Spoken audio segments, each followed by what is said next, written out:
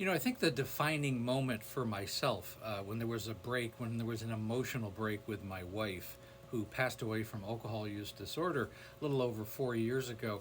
There was an incident that happened about 5 years before she passed away, and it really kind of centered around when the period where my mother actually died.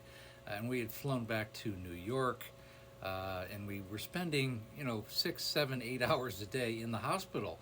She was on her deathbed. She had had a very bad stroke, and it was very, very gut wrenching. We would actually count her breaths each minute.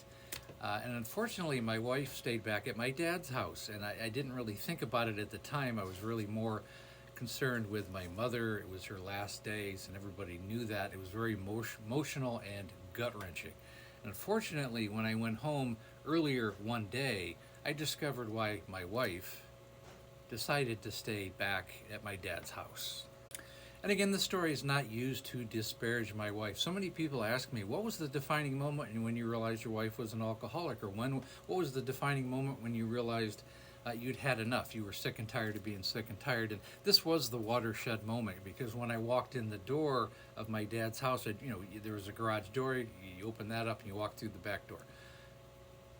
You took a right into my dad's family room, and my wife was passed out on the carpet in a pile of her own urine. She had completely decimated my dad's liquor cabinet. I never even thought about my dad's liquor cabinet because my dad didn't really drink.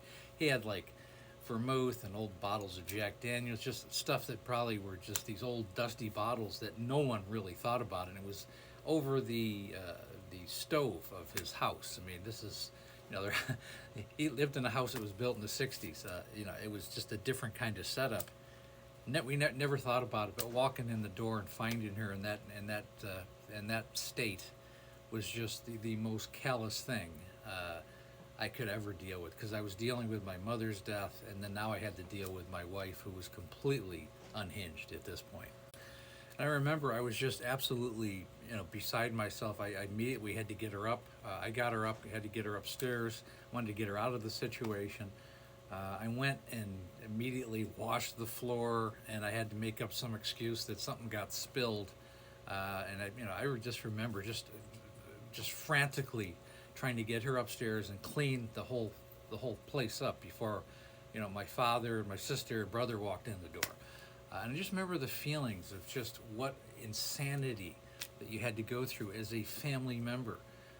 There was just never a moment where you could relax. I think a lot of families can relate to that, and it doesn't make any difference what the situation is. Even if you have a loved one that's dying, it's completely a narcissistic, self-centered expression, and it's something that I never got over, and I never got past it. And it really became a watershed moment in our relationship.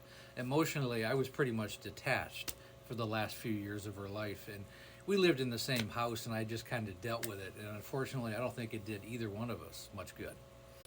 And I really tell this story as a vulnerable story. It's not something you normally would share, but I think I go over this pretty good detail in the book that's coming out in September. And it's very important to tell these kind of stories, because so many families go through this. They have to go through this just lack of rationality, and it's unfortunate. It's really a time where you have to double down on getting that person help. The person is going through a mental health crisis.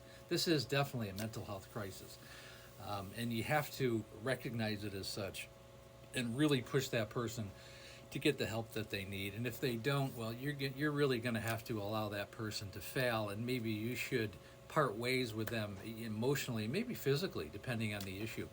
It's not always that easy, but that's something you should consider as a family member. And as always, I'm sure I'm going to get all kinds of crazy comments, but this is really designed to help people who know and have been in that situation, and those are really the only people that matter. If you had a family member, or if you suffered with alcohol use disorder, and if you are ready to, get one-on-one help, okay, click on the link above, schedule a breakthrough call with me. I've helped thousands of alcoholics, but just as importantly, I've helped their families as well. And again, please like, share, and comment. Please join the Facebook group. It's called There's an Alcoholic in the Family. I have a new group. It's called An Alcoholic in the Family. Join that one. The other one's already filled up. So again, thanks for listening.